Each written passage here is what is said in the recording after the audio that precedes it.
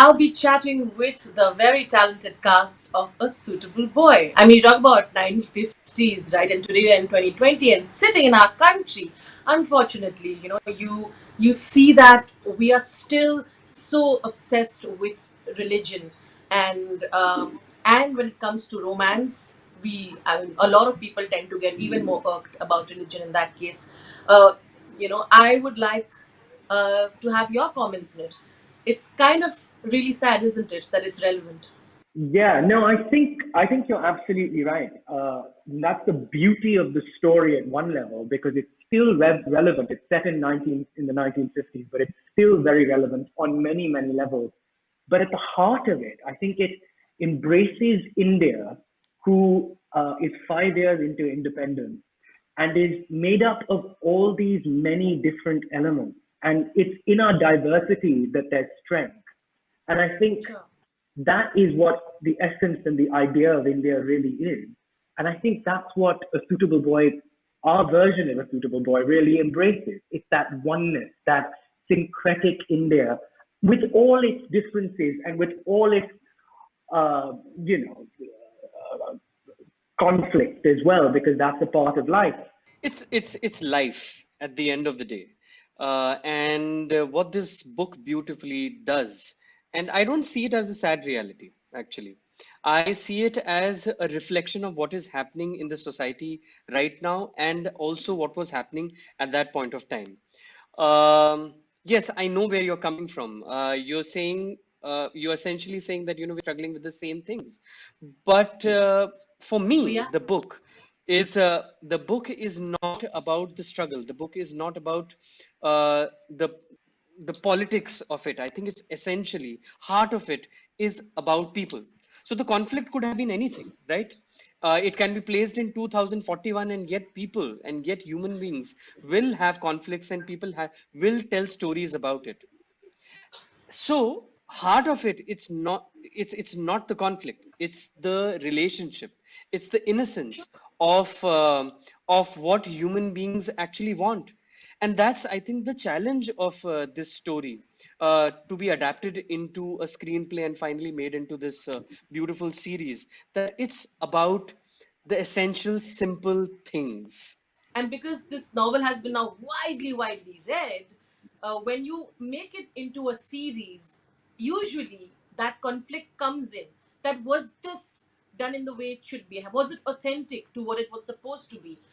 Critical thing about how the language, because it was so widely English was written in that, a lot of conversations also played into that. But did it take away the little bit of authenticity that could have been otherwise more authentic in its native language? I also thought that would there be a very interesting, shift to the narrative, not to the narrative, but to the way things played out or the way it was shown, if the writer, or the one who adapted the screenplay, Indian. Oh, okay. Number one, I feel like yes, people have been sort of had this sort of complaint almost. I would say that why is a series in English? But you also have to understand that it is a very newly independent India set in a post-partition time, and we were just coming out of the Raj, and we were heavily influenced by them. And this is a story about these families who are sort of upper middle class, I would say, and they were very heavily influenced by the Raj, and they sort of want to. I mean, with Lata's brother, you would see older brother Arun Mehra. You would see that he almost wants to fit with those people. I mean, he does Yeah. not really want to associate with his Indian identity at all. But it has been dubbed in Hindi also for the Indian audience to see. So yeah, so it is always there, and I feel like the book has been written in English, and these are all very Indian English characters. They're very anglicized the way they talk, and all of it. So I mean, I feel that we've done justice to the way it's been written and the vision that Vikram sir had for it. Because would it be different in a few things if the screenplay would have been adapted by someone who's probably an Indian writer? Do you think the fabric could have been more defined, or maybe few things here and there that could have probably taken away that feeling of alienation that comes in a little bit here and there? like you said, anglicized versions of it, which sort of look very void, sort of look like it's done for the NRI and the public outside. Okay, both Namit and anybody. You want Wow. it? Yeah, I think that's where Mira Nair comes into the picture. Exactly. And that is the discussion that I had with Mira when we were doing Monsoon Wedding, the musical. And I remember saying that it's a book written by an Indian, and he is an Indian English writer, essentially. correct. And that's Vikram Seth for you, right? But the story is very Indian, and it has to be told by an insider. And that's why when I got to know that there is a series which is going to be made by Yeah, BBC and eventually for the world, uh, there was that's the discussion I had with Mira. I said there's only one person who can direct it. It has to be an insider, yeah.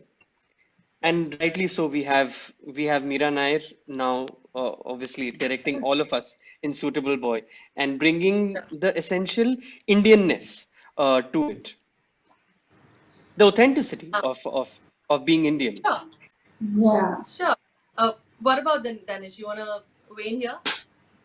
I was going to say that, of course, yes. If it would be different if I wrote it, it would be different if Tanya wrote it, it would be different if you wrote it, or Namit, or Mikhail. So that is not true without a doubt. But like Namit said, it's directed by someone who knows, who is known as the best ensemble director, filmmaker.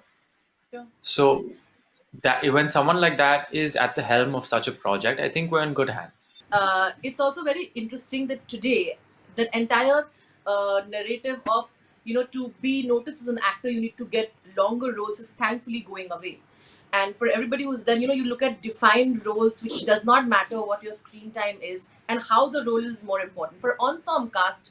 Now that, I think, conversation today does not happen more so often. I've spoken to so many actors. I think outside rarely do actors get bothered out here, but here, even in the Indian film industry, or specifically in Bollywood, this conversation is extremely there, that what is my screen time and stuff like that, because they get worried about how much are we being seen. Now, for all four of you who've been a part of this amazing ensemble cast, tell me what your thoughts on this are. It's when I started doing theater some 17 years back, a senior director had told me that there are no small roles, there are only small actors, and that is something which I have believed in, and that's been my journey. I have been part of the supporting cast so many times that I remember that a journalist actually called me कि तुम तो सब्जी में आलू बन गए हो, you exist everywhere, and yet you leave Yeah, your mark. significant. And now more so in 2020, it's not a question of being the potato in the in the vegetable. It's I think the Sure. question is how much can you bring to the table with this part, and is the story moving ahead because of this part or not? I think that's the question that I ask, at least.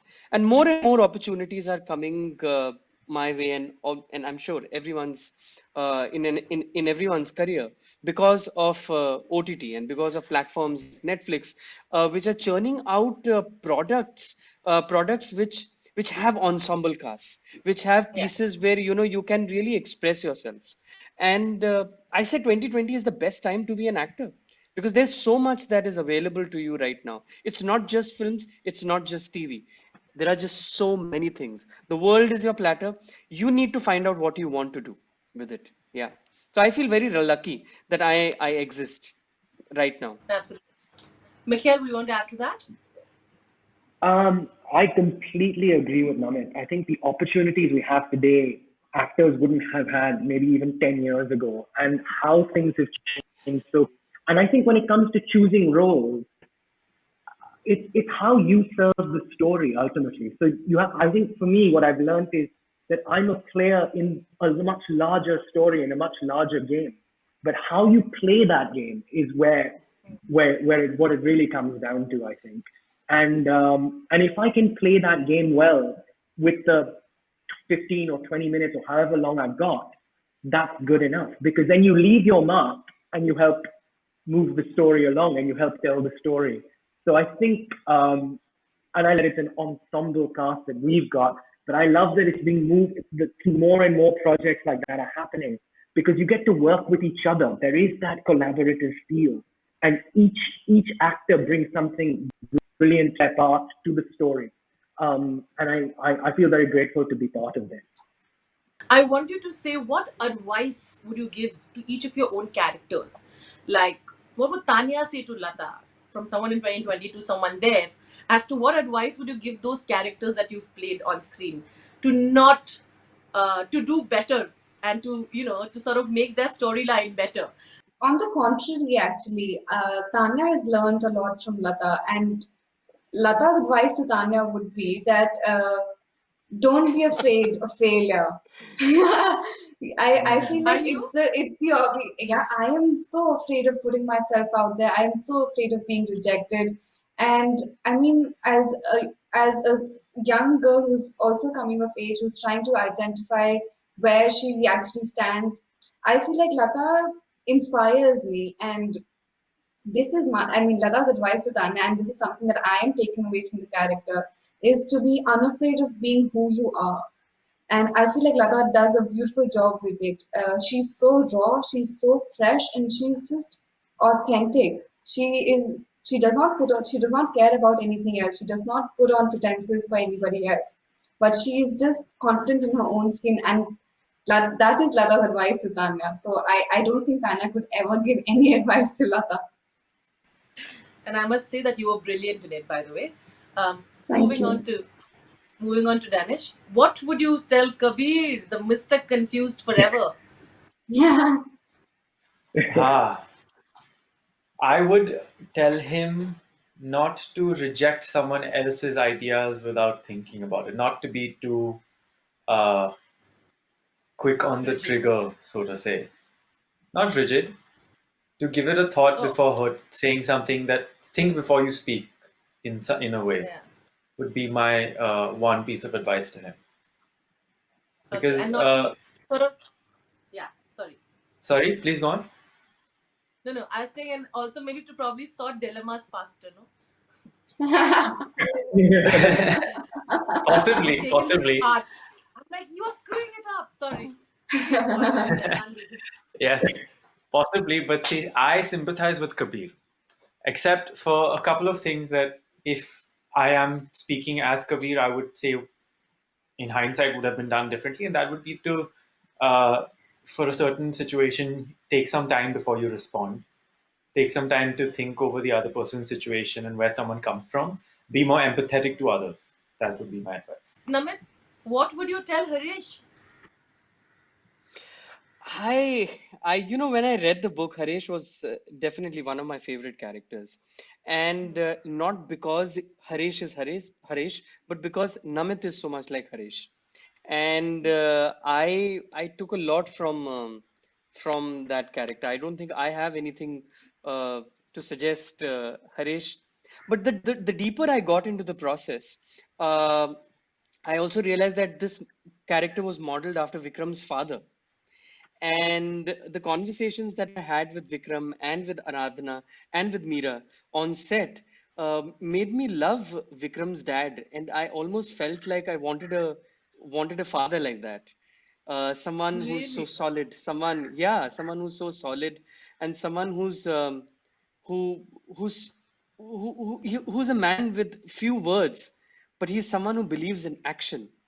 And I think in the years that I've lived with this book, when I finally finished it, I think I have wanted to become more and more like Harish. Wanted to absorb his solidarity as a human being, and bring that not only in me but also my relationships. So yeah, Really? Really? I think, yeah, like for example, his mother's autobiography. She writes, Leela Seth writes that he was a spendthrift, and since the time I have read this book, I have become a spendthrift myself. Not that I wasn't before, but I think I can easily justify it now to my wife that नहीं नहीं, don't worry, पैसा आ जाएगा, don't, वो भी वही करते थे, मैं भी यही करने वाला हूँ, this is what is going to happen. I think in my head, In my head, I've started living like Harish, So the and I next, started connected to. It's really weird. It's really strange. Yeah. it's great. I'm sure, will be delighted when you go for the holiday next, because if that's your theory, well, that's great. That's gonna be fun. I mean, you put Yeah, yeah. yourself in a position that's gonna be really fun.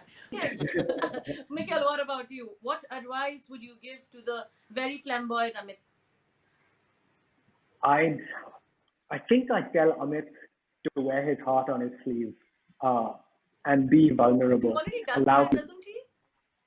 Well, he does, but I feel like Amit hides behind masks, and I think in that sense, I think he should take the masks off and let people see his heart, and see who he really is, because he is this celebrity. He's this celebrated writer and author, so he's almost putting on a face in public. I think Lata is the one person who sees through that, and I'd advise Amit. I'd tell Amit to, let the world see who he is. In its true sense. Just I think simplify it for this generation, as we say it. Yeah, Mikhail. I think you're absolutely right. If he did dig deeper, he would write better poetry, I think. So you're absolutely Oh, nice. I agree with you. Better poetry than just that. Than fever. yeah, You would probably yeah. go beyond fever. Okay, okay. I'm going to wrap up with this question, and I'm having too much fun, but like I said, our time is going to sort of ending. Um, when we did, again, both Tanya and Danish, I'm sure you're putting yourself out there. You're going to go and audition.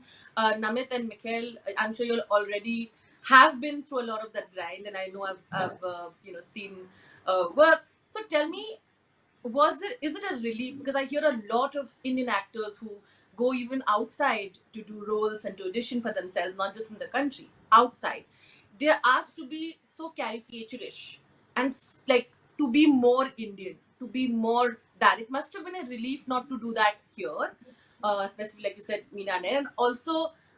When you see actors like that playing those roles even today, isn't that sort of disappointing to see that they're so typically represented? Absolutely, I absolutely. I think. Sorry. Go No, ahead. go for it. Go for it. You go for it. No, I was just going to say that, my experience, because I'm an actor who's worked in India, and I'm now Yeah. based in the UK. But in my limited experience, I found that in the UK, the first two roles I played was one, the owner of an off license, which is quite a stereotypical fresh off the boat, and the other role was an IT guy. I mean, this is in sort of films and short films and stuff like that. But I Yeah. feel like that narrative is because, and it was great to play a character like Amit, because I brought who I was to the character. But I feel like that narrative is now changing the world over. It's not changing fast enough. But off the back of A Suitable Boy, the kind of auditions that I'm getting are pretty much colorblind. They're lead roles in different things, and it doesn't matter, what color my skin is, which is amazing. And I think that is what I really want, in terms of my career, to sort of not be defined by, my Indianness necessarily, but be seen as who I am and what I can offer. And of course, being Indian is who I am. So that is something I will always, I can be more than that, because I exist in a larger world. And I think I'm glad to see that in the last few months and in the last couple of years, I've been able to get a couple of opportunities to show that to the world, and that side of the world, of myself to the world. Here, here. Yeah, Namit. I understand where this question comes from and this whole more Indian part, but I think it's changing. It's really changing because the world is Yeah. also more interested in India, and the limited exposure that I have had to people living in the West.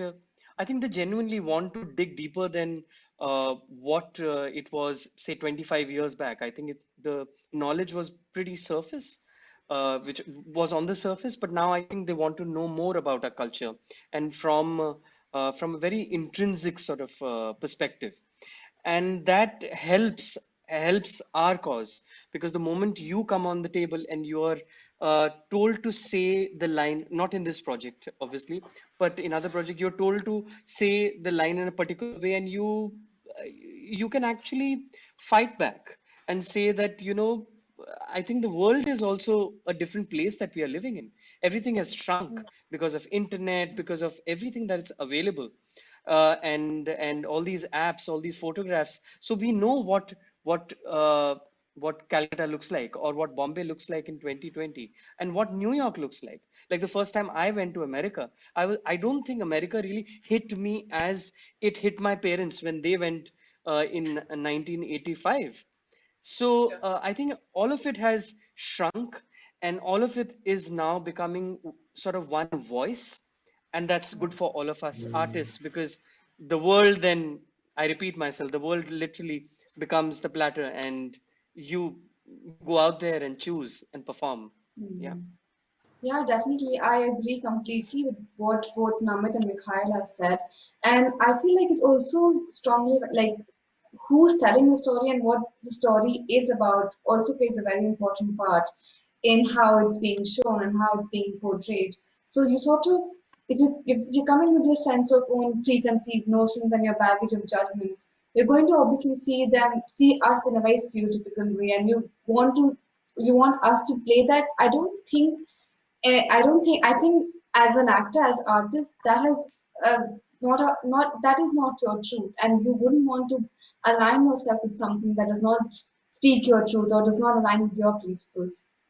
So I feel like that a lot of that has changed because world is more open to seeing who you really are and setting those preconceived notions aside, just seeing what the world has to offer. So yeah, I mean that I feel like we've come a long way from that, and it's very refreshing to see that. Yeah.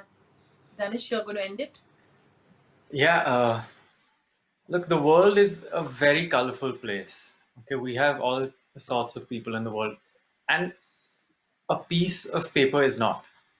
So, what's written on a piece of paper which has no color should not define what the character looks like.